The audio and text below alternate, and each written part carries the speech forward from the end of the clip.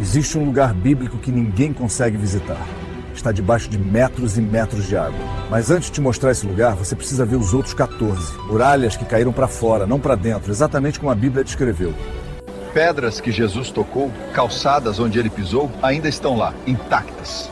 3.000 anos de história, 15 lugares. E a ciência está confirmando tudo. Elas falam, se você souber ouvir. 15 lugares descritos na Bíblia. Alguns continuam exatamente onde estavam há 3.000 anos. Outros mudaram tanto que você não reconheceria. E um deles está completamente submerso, coberto por metros e metros de água. Nesse vídeo, você vai caminhar por onde Davi foi coroado, subir o monte onde Moisés encontrou Deus e descobrir o que aconteceu com cada um desses lugares ao longo dos séculos. Vem comigo, Jerusalém. Só o nome já carrega peso. 3.000 anos de história concentrados em menos de 1 quilômetro quadrado de cidade antiga. Muralhas que foram destruídas e reconstruídas pelo menos 5 vezes. Ruas onde profetas caminharam, reis governaram e o próprio Deus escolheu habitar entre os homens. Quando Davi conquistou Jerusalém dos Jebuseus, a cidade era pequena. Ocupava apenas a área que hoje chamamos de Cidade de Davi, um monte estreito com menos de 6 hectares. Mas o que faltava em tamanho sobrava em importância estratégica. A cidade tinha uma fonte de água permanente, o Gion, e estava protegida por vales profundos em 3 dos 4 lados. Davi olhou para aquele monte e viu o que ninguém mais via: o centro espiritual de uma nação que ainda nem existia direito. Foi ali que Salomão construiu o templo.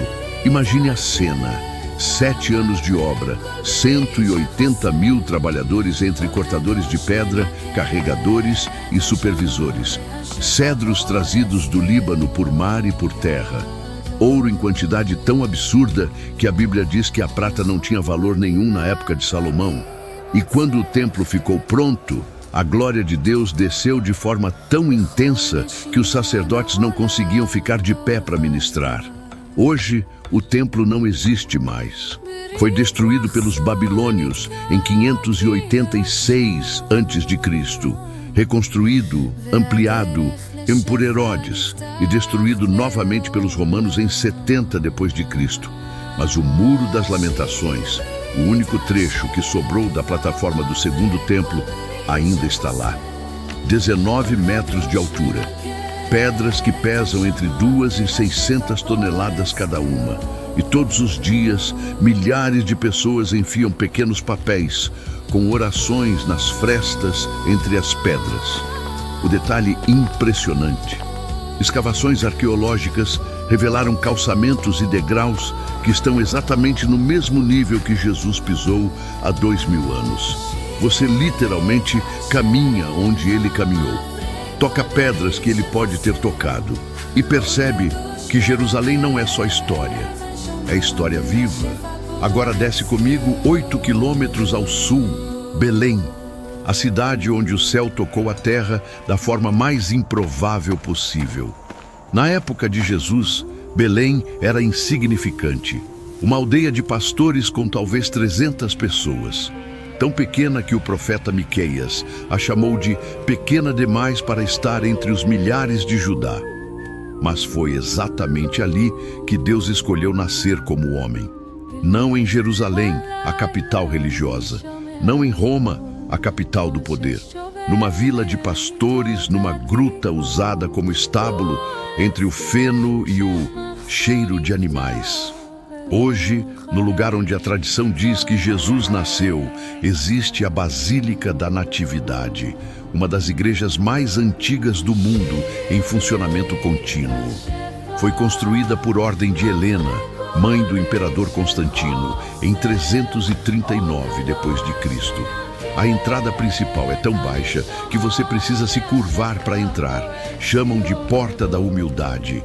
Ninguém entra ali de cabeça erguida. Descendo por uma escada estreita, você chega a uma gruta de pedra. No chão, uma estrela de prata com 14 pontas marca o local exato onde, segundo a tradição, Jesus nasceu. 14 pontas representando as 14 gerações entre Abraão e Davi, as 14 entre Davi e o exílio, e as 14 entre o exílio e Cristo. A estrela está gasta pelo toque de milhões de peregrinos ao longo de séculos. Alguns se ajoelham, outros choram, outros ficam em silêncio absoluto.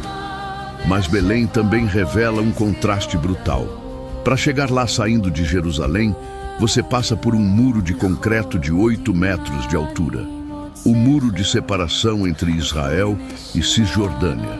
A cidade que viu nascer o príncipe da paz ainda vive no meio de divisões, tensões e conflitos que parecem não ter fim. É impossível não pensar nisso enquanto caminha pelas ruas estreitas. Sobe agora para o norte comigo, bem para o norte, para o lugar onde Jesus passou a maior parte do seu ministério público, o Mar da Galileia. Apesar do nome, não é mar. É um lago de água doce, 21 quilômetros de comprimento, 13 de largura, 43 metros de profundidade máxima. Alimentado pelo Rio Jordão e cercado por colinas que criam um microclima único. Tempestades se formam do nada ali. O vento desce pelas montanhas, bate na superfície da água e transforma o lago calmo em caos em questão de minutos. Foi exatamente numa dessas tempestades que Jesus dormia na popa de um barco enquanto os discípulos entravam em pânico. Pescadores experientes, gente que conhecia aquele lago desde criança, gritando que iam morrer. E Jesus acordou, olhou para o vento e para o mar e disse uma única frase: "Cala-te, aquieta-te." O vento parou, a água ficou lisa como vidro, e os discípulos se perguntaram: quem é esse que até o vento e o mar obedecem? Hoje, você pode navegar pelo mesmo lago em barcos de madeira construídos no estilo do primeiro século. A vista é quase idêntica ao que os discípulos viam.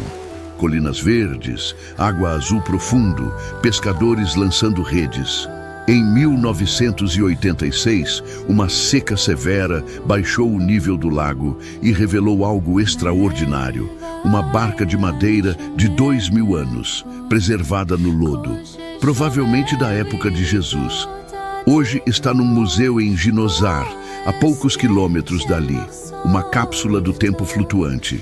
Mas agora me acompanha para um lugar completamente diferente. Sai da água, sai do verde, entra no deserto. Monte Sinai, o lugar onde Deus falou face a face com Moisés. A localização exata é debatida até hoje. A tradição cristã aponta para o Jebel Musa, uma montanha de 2.285 metros na península do Sinai, no Egito. Alguns estudiosos acreditam que o verdadeiro Sinai está na Arábia Saudita, baseados em descrições geográficas do texto bíblico. Mas seja onde for, o que aconteceu ali mudou a história da humanidade para sempre. Imagina a cena descrita em Êxodo, a montanha inteira tremendo, fogo no topo, fumaça subindo como de uma fornalha, som de trombeta ficando cada vez mais alto, e o povo de Israel, 3 milhões de pessoas acampadas na base, apavorados, pedindo para Moisés subir sozinho, porque tinham medo de morrer se ouvissem a voz de Deus diretamente. Moisés subiu, ficou 40 dias, e desceu com 2 tábuas de pedra escritas pelo próprio dedo de Deus. Hoje, peregrinos sobem o Jebel Musa de madrugada. A caminhada leva entre 2 e 3 horas por um caminho de pedra construído por monges ao longo de séculos. 750 degraus na parte final, chamados de Escada do Arrependimento. Quem chega no topo antes do amanhecer, vê o sol nascer sobre o deserto, tingindo as rochas de dourado e vermelho. O silêncio é absoluto. E muitos dizem que ali, naquele silêncio, conseguem ouvir algo que não ouvem em nenhum outro lugar. Na base da montanha está o Mosteiro de Santa Catarina, construído no século VI por ordem do imperador Justiniano. É o mosteiro cristão mais antigo ainda em funcionamento. E dentro dele está algo extraordinário. uma coleção de manuscritos antigos que inclui o Codex Sinaiticus, uma das cópias mais antigas da Bíblia que existem. Agora, desce comigo da montanha e vai para o ponto mais baixo da terra. Literalmente, o Mar Morto, 430 metros abaixo do nível do mar. O ponto mais baixo da superfície terrestre. Um lago tão salgado, quase 10 vezes mais que o oceano, que nenhum peixe, nenhuma planta aquática, nenhuma forma de vida complexa sobrevive ali. Por isso o nome Mar Morto. Água que não sustenta a vida, mas sustenta você. Literalmente, a concentração de sal é tão alta que o corpo humano flutua sem nenhum esforço. Você deita na água e ela te empurra para cima. É impossível afundar. Turistas vão lá tirar fotos lendo jornal enquanto flutuam. Mas poucos pensam na história brutal que aconteceu ali perto. Foi nas proximidades do Mar Morto que ficavam Sodoma e Gomorra. Cidades tão corrompidas que Deus decidiu destruí-las com fogo e enxofre do céu. Abraão negociou com Deus. Se houvesse 50 justos, Deus pouparia. 45? Pouparia. 40? 30? 20? 10? Deus concordou com 10, mas não havia nem 10. A destruição veio. Hoje, arqueólogos e geólogos exploram a região buscando evidências. Em 2021, um estudo publicado na revista Scientific Reports analisou um sítio chamado Tel El Hammam, na Jordânia, perto do Mar Morto. Os pesquisadores encontraram evidências de uma explosão aérea de alta temperatura, possivelmente um meteoro, que teria destruído a região há cerca de 3.600 anos. Cerâmica derretida, tijolos vitrificados, destruição instantânea. A ciência ainda investiga. A Bíblia já contou. E por falar em destruição, vem comigo para Jericó, a cidade que caiu com um grito. Jericó é candidata à cidade mais antiga do mundo, continuamente habitada. Mais de 10.000 anos de ocupação humana documentada. Quando Josué chegou ali com o povo de Israel depois de 40 anos no deserto, Jericó era uma fortaleza. Muralhas duplas de tijolos de barro, torres de vigilância, portões reforçados. Os habitantes olhavam de cima e viam um bando de ex-escravos nômades cercando a cidade. Devem ter rido. Mas Deus deu instruções estranhas. Durante 6 dias, o exército de Israel deveria marchar em volta da cidade uma vez por dia, em silêncio. 7 sacerdotes carregando trombetas de chifre de carneiro na frente da Arca da Aliança. No 7º dia, marchar 7 vezes. E então, gritar. Imagina o silêncio dos 6 primeiros dias, só o som dos passos e das trombetas. Os habitantes de Jericó devem ter ficado cada vez mais nervosos. O que esses loucos estão fazendo? E no 7º dia, depois da 7ª volta, Josué deu a ordem.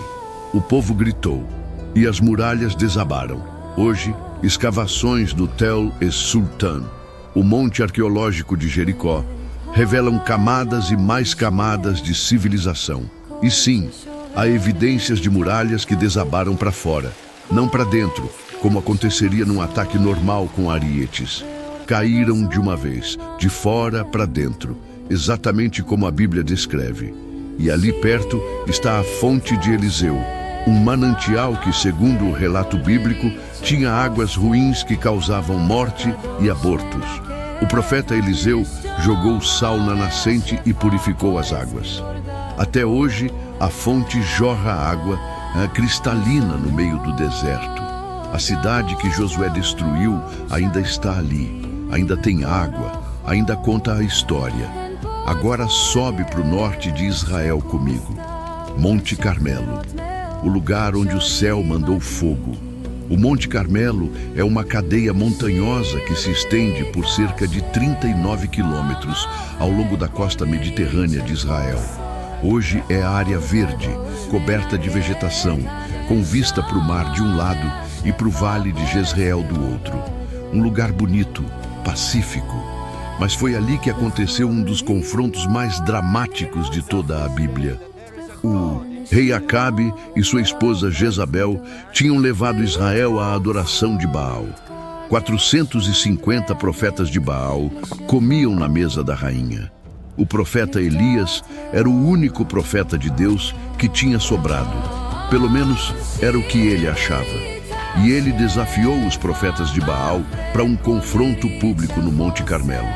A regra era simples: 2 altares, 2 sacrifícios, nenhum fogo humano. O Deus que respondesse com fogo do céu seria o Deus verdadeiro. Os profetas de Baal foram primeiro. Dançaram, gritaram, se cortaram com facas, do amanhecer até o meio da tarde. Nada aconteceu. Elias debochava: gritem mais alto. Talvez seu Deus esteja dormindo, ou viajando, ou ocupado demais. Então foi a vez de Elias. Ele reconstruiu um altar destruído de Deus, cavou uma vala ao redor, colocou a lenha, o sacrifício e mandou jogar água em cima. 4 jarros de água, mais 4, mais 4. 12 jarros até a vala transbordar. E orou. Uma oração curta, direta: responde-me, Senhor, para que este povo saiba que tu és Deus. Fogo caiu do céu. Consumiu o sacrifício, a lenha, as pedras, a terra e até a água da vala. O povo caiu de joelhos. O Senhor é Deus. O Senhor é Deus. Hoje, no Monte Carmelo, existe o mosteiro de Mucracá, que significa lugar da queima. Uma estátua de Elias com a espada erguida marca o local tradicional do confronto. Dali de cima, você vê o mesmo vale que aquelas pessoas viram há quase 3.000 anos. Desce comigo agora para o nível do mar de novo. Volta para o mar da Galileia, mas dessa vez para uma vila específica na margem norte. Cafarnaum, a cidade que Jesus adotou como sua.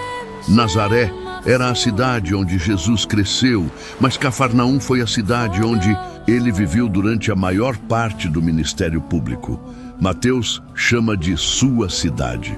Foi em Cafarnaum que Jesus chamou Pedro, André, Tiago e João enquanto pescavam. Foi ali que ele curou o servo do centurião sem nem ir até a casa. Foi ali que desceu um paralítico pelo telhado porque a multidão não deixava passar pela porta. Foi ali que ele ensinou sobre o pão da vida na sinagoga local. Hoje, Cafarnaum é um sítio arqueológico a céu aberto.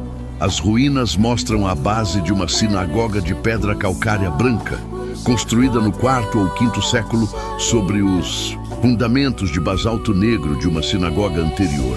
Provavelmente a mesma onde Jesus pregou. Perto dali, os arqueólogos identificaram uma casa que a tradição associa a Pedro. Sobre ela foi construída uma igreja octogonal suspensa, com piso de vidro para você ver as ruínas embaixo. Mas Cafarnaum carrega um peso estranho. Apesar de todos os milagres que aconteceram ali, a cidade não se arrependeu. Jesus pronunciou uma das suas condenações mais severas contra Cafarnaum. E tu, Cafarnaum, elevar-te-ás até o céu, até o inferno descerás. A cidade que viu mais milagres que qualquer outra foi destruída e abandonada.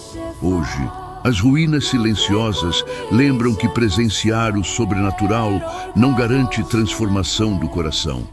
Agora, sai de Israel comigo. Vai para o Nordeste, entra na Síria. Damasco, uma das cidades mais antigas do mundo, continuamente habitadas. E o lugar de uma das conversões mais dramáticas da história. Damasco já era antiga quando Abraão era vivo. Registros de ocupação datam de mais de 5.000 anos. E foi na estrada que liga Jerusalém a Damasco que Saulo de Tarso, o perseguidor implacável dos cristãos, encontrou Jesus ressurreto. Saulo estava indo para Damasco com cartas de autorização para prender qualquer seguidor de Jesus que encontrasse. Ele respirava ameaças e morte. E então, no meio do caminho, uma luz mais forte que o sol do meio-dia o envolveu. Ele caiu no chão. Uma voz disse: Saulo, Saulo, por que me persegues? Ele perguntou quem era. A resposta mudou tudo. Eu sou Jesus, a quem tu persegues. Saulo ficou cego. Seus companheiros o guiaram até Damasco, até uma casa na rua chamada Reta. 3 dias sem ver, sem comer, sem beber. Então, Deus mandou um discípulo chamado Ananias ir até lá, impor as mãos sobre Saulo e orar. Ananias tinha medo. Todo mundo conhecia a reputação de Saulo, mas obedeceu. E quando orou, algo como escamas caiu dos olhos de Saulo. Ele recuperou a visão, foi batizado e se tornou Paulo, o apóstolo que escreveria quase metade do Novo Testamento. Hoje, a Rua Reta ainda existe no centro histórico de Damasco. 1,5 km de extensão cortando a cidade velha. Mercados coloridos, cheiro de especiarias e café, comerciantes gritando ofertas. E em algum ponto daquela rua, há quase 2000 anos, um assassino se tornou apóstolo. Volta comigo para Israel, Nazaré, o lugar onde tudo começou. Na época de Jesus, Nazaré era tão insignificante que nem aparecia nas listas de cidades da região. Quando Filipe contou a Natanael que tinham encontrado o Messias e que ele era de Nazaré, Natanael respondeu com escárnio: "Pode vir alguma coisa boa de Nazaré?" Era tipo perguntar se pode sair um gênio de um vilarejo perdido no interior. Mas foi ali que o anjo Gabriel apareceu a uma adolescente chamada Maria e anunciou que ela seria mãe do Salvador. Foi ali que Jesus cresceu, brincou nas ruas de terra, aprendeu carpintaria com José, frequentou a sinagoga local. E foi ali, na sinagoga da sua própria cidade, que ele se levantou para ler Isaías, anunciou que a profecia se cumpria nele e quase foi jogado de um penhasco pelos seus vizinhos furiosos. Hoje, Nazaré é a maior cidade árabe de Israel. Mais de 75 mil habitantes, e no centro dela se ergue a Basílica da Anunciação, a maior igreja do Oriente Médio. Foi construída sobre o local tradicional da Casa de Maria. Dentro dela, mosaicos de diferentes países retratam Maria e o menino Jesus em diversos estilos culturais: japonês, africano, latino-americano, europeu. Uma lembrança visual de que aquela história transcende todas as fronteiras. Perto dali existe uma reconstrução chamada Aldeia de Nazaré, um museu vivo que recria a vida no primeiro século. Casas de pedra, oliveiras, ovelhas, tear manual, prensa de azeite. Caminhar ali é imaginar Jesus criança correndo pelas vielas, ajudando José na oficina, observando o mundo que um dia ele morreria para salvar. Agora atravessa o Mediterrâneo comigo. Vai para a Turquia, Éfeso, uma das cidades mais importantes do Novo Testamento e uma das mais impressionantes ruínas do mundo antigo. Éfeso foi um centro comercial, religioso e cultural do Império Romano. Mais de 250 mil pessoas. Um templo dedicado à deusa Ártemis, que era uma das 7 maravilhas do mundo antigo. Um teatro com capacidade para 25 mil espectadores. Ruas pavimentadas de mármore, bibliotecas, banhos públicos, aquedutos. Foi para a igreja de Éfeso que Paulo escreveu uma das suas cartas mais profundas. Sobre a armadura de Deus, sobre casamento, sobre andar na luz. Paulo passou mais de 2 anos ali, ensinando diariamente. E provocou uma revolta quando sua pregação começou a afetar o comércio de ídolos de prata da deusa Ártemis. Os ourives da cidade arrastaram os companheiros de Paulo para o teatro e gritaram por 2 horas: "Grande é a Ártemis dos Efésios." Hoje você pode andar pelas mesmas ruas que Paulo andou. A biblioteca de Celso, com sua fachada de 2 andares quase intacta, é um dos monumentos mais fotografados do mundo. O teatro onde aconteceu a revolta ainda está lá, ainda é usado para apresentações. E quando você senta naquelas arquibancadas de pedra, imagina 25 mil vozes gritando contra o Evangelho. E se lembra que o Evangelho sobreviveu e os templos de Ártemis não. O livro do Apocalipse também menciona Éfeso. Jesus elogia a igreja pela perseverança, pela ortodoxia, pela rejeição de falsos apóstolos. Mas faz uma acusação grave: "Tenho contra ti que abandonaste o primeiro amor." Doutrina certa, coração frio. Um aviso que ecoa até hoje. Volta comigo para Israel. Desce para o sul. Hebron, a cidade dos patriarcas.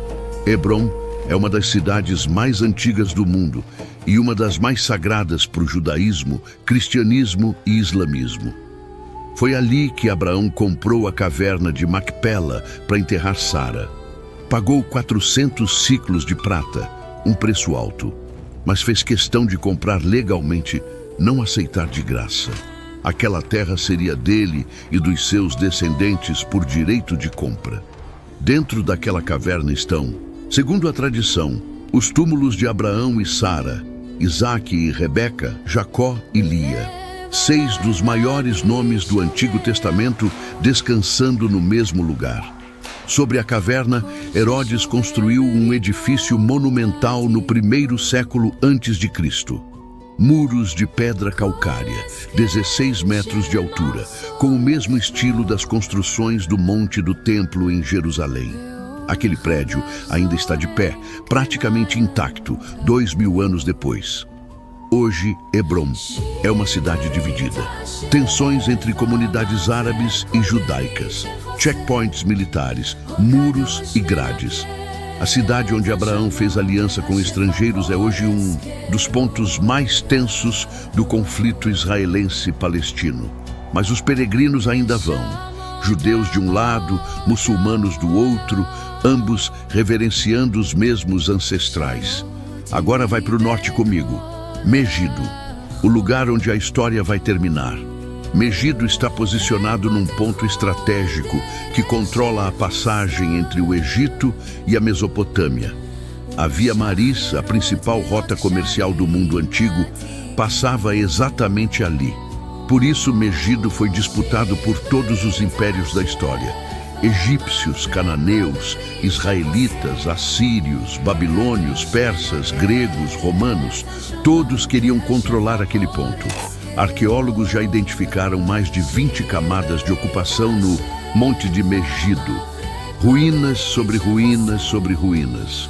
Portões de cidades antigas, estábulos que podem ter sido de Salomão, um sistema de água subterrâneo impressionante, um túnel cavado na rocha que permitia acesso a uma fonte sem sair das muralhas. Mas o que torna Megido único é o futuro, não só o passado. No livro do Apocalipse, capítulo 16, versículo 16, aparece um nome, Armagedon. Em hebraico, Har Megido, Monte de Megido. O lugar onde, segundo a profecia, os reis da terra serão reunidos para a batalha final. Quando você sobe no monte e olha para o vale de Jezreel se estendendo até onde a vista alcança, entende por que esse lugar foi escolhido. É um anfiteatro natural gigante. Napoleão, quando passou ali, disse que era o campo de batalha mais perfeito do mundo. Ele não sabia que a Bíblia já tinha dito algo parecido séculos antes. Agora desce comigo para o sul, bem para o sul, Berseba, a fronteira do deserto. Na Bíblia, a expressão de Dan até Berseba significava todo o território de Israel, do extremo norte ao extremo sul. Berseba era o limite. Depois dela, só o deserto do Negev. Foi em Berseba que Abraão fez um pacto com Abimeleque, rei de Gerar. Os dois juraram não se prejudicar mutuamente, e Abraão deu 7 cordeiras como testemunho do juramento. Por isso o nome. Berseba significa Poço do Juramento, ou Poço dos 7. Abraão cavou um poço ali e plantou uma tamareira. Era o limite sul da terra que Deus tinha prometido.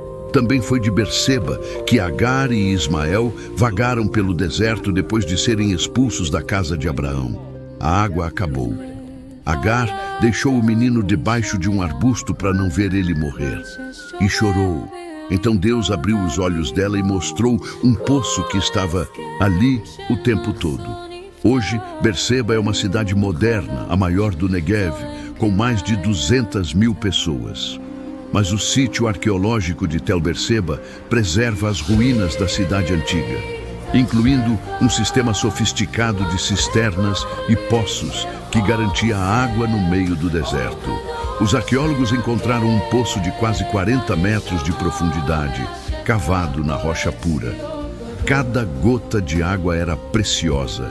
Cada poço era uma declaração de fé de que era possível viver ali. E agora chegamos ao 15º lugar, o lugar que está debaixo d'água. E talvez você não espere onde ele fica. Cesareia Marítima, na costa do Mediterrâneo, uma das maiores obras de engenharia do mundo antigo. E hoje, boa parte dela está submersa.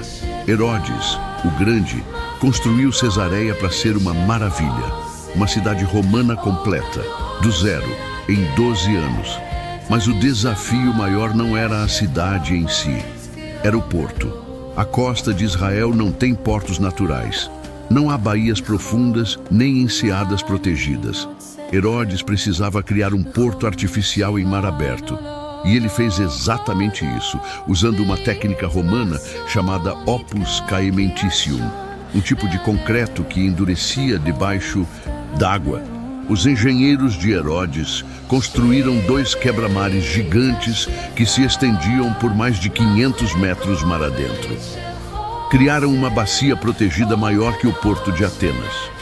Chamaram de Sebastos, que significa o Augusto, em homenagem ao imperador romano. O porto de Cesareia se tornou um dos maiores do Mediterrâneo Oriental. Navios de todo o império atracavam ali. Mercadorias, soldados, ideias, religiões, tudo passava por Cesareia. Foi ali que Pedro pregou para o centurião Cornélio, o primeiro gentio convertido. Foi ali que Paulo ficou preso por 2 anos antes de ser enviado a Roma. Foi ali que Pilatos tinha sua residência oficial. Uma moeda encontrada nas escavações confirma: Pôncio Pilatos, prefeito da Judéia. O homem que condenou Jesus morava ali. Mas o tempo cobrou seu preço. Terremotos, subsidência do solo, erosão. O porto que Herodes construiu foi afundando gradualmente ao longo dos séculos. Hoje, os 2 quebra-mares gigantes estão completamente submersos. Você só consegue ver com equipamento de mergulho. Colunas de granito no fundo do mar. Blocos de concreto romano cobertos de algas. Âncoras antigas presas no leito marinho. Um parque arqueológico subaquático único no mundo. Da costa, você vê as ruínas da cidade. O teatro romano, onde ainda acontecem apresentações. O hipódromo onde corriam bigas, o aqueduto de 14 quilômetros que trazia água do Monte Carmelo, os mosaicos dos palácios, tudo impressionante. Mas embaixo da água, invisível para quem não mergulha, está a obra-prima de Herodes. O porto impossível que desafiou a natureza e acabou engolido por ela. Um lembrete silencioso de que até as maiores construções humanas podem desaparecer sob as ondas. 15 lugares. Alguns viraram ruínas, outros viraram cidades modernas. Um está debaixo d'água. Mas existe algo que nenhuma enchente pode cobrir, nenhum terremoto pode derrubar, nenhum império pode destruir. Pedras se desgastam, templos caem, nações desaparecem. Mas as histórias que aconteceram nesses lugares continuam transformando vidas 3.000 anos depois. Davi não está mais em Jerusalém, mas a fé que ele cantou nos Salmos ainda ecoa. Moisés não está mais no Sinai, mas a lei que ele recebeu ainda guia bilhões de pessoas. Jesus não está mais em Cafarnaum, mas as palavras que ele disse ali ainda curam, ainda libertam, ainda salvam. Os lugares mudam, a palavra permanece. Se você ainda não ativou o sininho, aproveita agora e já se inscreve no canal. Não esquece de deixar o seu like também. Isso ajuda muito e você não vai perder nenhum dos próximos vídeos. Até logo!